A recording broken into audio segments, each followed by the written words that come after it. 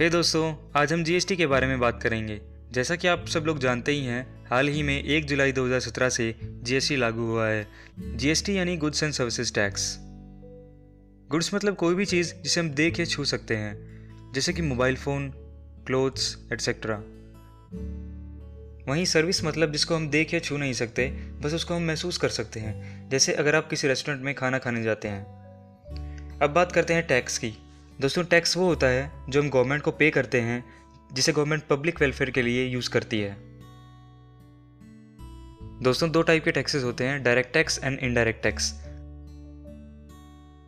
Direct tax में हमारा आ जाता है इनकम टैक्स। सिंपली जो हमारी इनकम होती है, अगर वो ज़्यादा है टैक्सेबल रेट से, तो हमारा टैक्स लगता है इनकम पे। इनडायरेक्ट टैक्सेस में हमारा आता है सेल्स टैक्स। कोई भी गुड्स या प्रोडक्ट की सेलिंग होती है, उस पर जो टैक्स लगता है वो आ जाएगा सेल्स टैक्स के अंदर।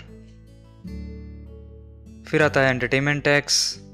दोस्तों, जैसे अगर हम कोई मूवी देखने जाते हैं तो हमें उस पर एक टैक्स पे करना पड़ता है, जिसे हम कहते हैं एंटरटेनमेंट टैक्स। सर्विस टैक्स, जैसे मैंने आपको बताया कि अगर हम कोई सर्विस लेते हैं तो उस पर लगता है हमारा सर्विस टैक्स, जैसे कि रेस्टोरेंट सर्विस या फिर एयरलाइन सर्विस एटसेट्रा। फिर आता है हमारा कस्टम ड्यूटी। दोस्तों, अगर हम किसी दूसरी कंट्री से गुड्स इंपोर्ट या उसमें एक्सपोर्ट करते हैं तो हमें देना पड़ता है कस्टम ड्यूटी।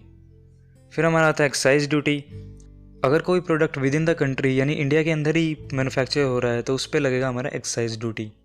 तो दोस्तों, ऐसे बहुत सारे टैक्स होते थे जिन पे अलग अलग रेट्स होते थे, और एक प्रोडक्ट या सर्विस पे कई तरीके के टैक्स लग जाते थे। तो अब इनडायरेक्ट टैक्सेस की जगह आ गया है जीएसटी, जिसमें सारे टैक्सेस को मिला के एक कर दिया गया है, जिससे जो है कॉम्प्लिकेशंस कम हो गई है टैक्सेशन सिस्टम में। दोस्तों, जीएसटी फर्दर 3 पार्ट्स में डिवाइड किया गया है, एसजीएसटी, सीजीएसटी एंड आईजीएसटी।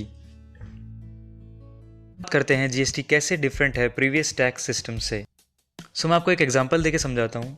दोस्तों, प्रोडक्ट को बनने के बाद कस्टमर तक पहुँचने से पहले कई सारे लेवल्स से गुजरना पड़ता है, जैसे प्रोड्यूसर जो प्रोडक्ट बनाता है, होलसेलर, फिर रिटेलर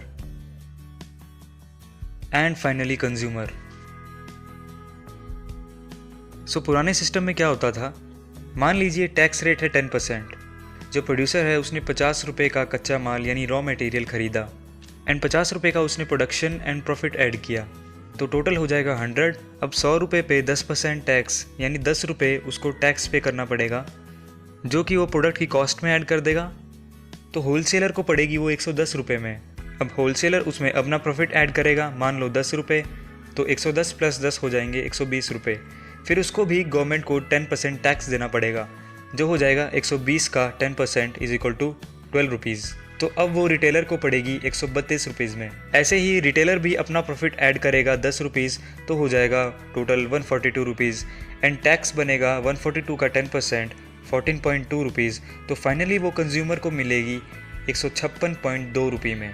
तो दोस्तों, आपने नोटिस किया होगा कि जो प्रोड्यूसर है वो एक बार टैक्स पे कर चुका है प्रोडक्ट पे, तो जो होलसेलर है वो भी उसी प्रोडक्ट पे दोबारा टैक्स पे कर रहा है, एंड जो रिटेलर है वो फिर उस पर दोबारा टैक्स पे कर रहा है। तो ये होता है टैक्स ऑन टैक्स, जिसे हम कास्केडिंग इफेक्ट भी कहते हैं। तो इसी की वजह से दोस्तों जो है प्रोडक्ट का प्राइस हायर हो जाता है और अल्टीमेटली जो बर्डन है वो कंज्यूमर पे आ जाता है। अब इसी एग्जाम्पल में बात करते हैं जीएसटी सिस्टम में। जो प्रोड्यूसर है उसने 50 रुपये का रॉ मटेरियल खरीदा एंड 50 रुपये उसका प्रोडक्शन एंड प्रॉफिट ऐड किया। तो अब जो उसको टैक्स देना होगा वो वैल्यू एडिशन पे देना होगा, यानी सिर्फ 50 रुपये पे, मतलब 50 रुपीज़ का 10% 5 रुपये टैक्स देना होगा। तो वो होलसेलर को मिलेगा 105 रुपये में। अब होलसेलर उसमें अपना प्रॉफिट ऐड करेगा 10 रुपये, जो हो जाएगा 115 रुपये, एंड उसको भी सिर्फ वैल्यू एडिशन पे टैक्स पे करना होगा, मतलब उसको 10 रुपये पे 10% यानी 1 रुपये टैक्स पे करना होगा। तो वो रिटेलर को पड़ेगी 116 रुपये में।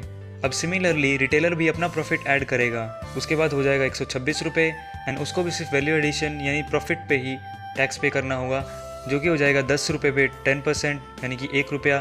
तो वो कंज्यूमर को पड़ेगी 127 रुपये में। तो देखिए दोस्तों, आप कंपेयर करके देख सकते हैं कि जो प्रीवियस सिस्टम था उसमें कस्टमर को जो प्रोडक्ट था वो पड़ता था 156 रुपये का, और जो करंट सिस्टम है जीएसटी सिस्टम है उसमें जो कस्टमर को जो प्रोडक्ट पड़ता है वो 127 रुपये का। तो इसमें लगभग 29-30 रुपये का फ़र्क आ गया है। दोस्तों, ये मैंने एग्जांपल लिया है सिर्फ आपको समझाने के लिए, आपको ताकि इजीली समझ आ सके। इसमें एक टर्म होती है इनपुट टैक्स क्रेडिट, जो मैंने इसमें नहीं समझाया है। इनपुट टैक्स क्रेडिट क्या होता है दोस्तों, कि ये जो टैक्स है ये प्रोड्यूसर, होलसेलर और रिटेलर को एक बार पे करना पड़ता है गवर्नमेंट को, फिर जो गवर्नमेंट है उनको वापस दे देती है, जिसे हम कहते हैं इनपुट टैक्स क्रेडिट। तो बात कर लेते हैं कैटेगरीज की। Categories of GST in India. First is 0% category, 5% category, 12 and 18% category and 28% category. दोस्तों 0% कैटेगरी मतलब इस तरह के आइटम्स जो हैं वो एग्जम्प्टेड हैं जीएसटी से, मतलब उन पर कोई टैक्स नहीं लगेगा, जैसे कि books, bread, egg, fresh vegetables and fresh fruits.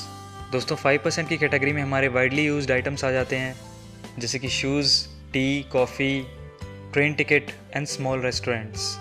दोस्तों 12 एंड 18% कैटेगरी में हमारे आ जाते हैं नॉर्मली यूज्ड आइटम्स, जैसे 12% में आ जाता है मोबाइल फ़ोन, आयुर्वेदिक मेडिसिन्स, 18% में आ जाते हैं camera, mineral water, monitor, computer etcetera. दोस्तों 28% कैटेगरी में आ जाते हैं हमारे लग्जरी आइटम्स, जैसे कि branded jeans, telecom services, 5 star hotels and luxury hotel rooms etcetera.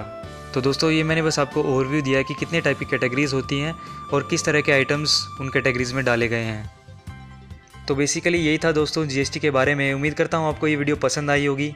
अगर आपको ये वीडियो पसंद आई तो इसे लाइक, कमेंट एंड शेयर कर दीजिएगा। अगर आपने बेसिक ज्ञान को अब तक सब्सक्राइब नहीं किया है तो उसे सब्सक्राइब कर लीजिए एंड बेल आइकन को भी दबा दीजिए, क्योंकि मैं आपके लिए ऐसी ज्ञान से भरी वीडियोस लाता रहता हूँ। And thanks for watching.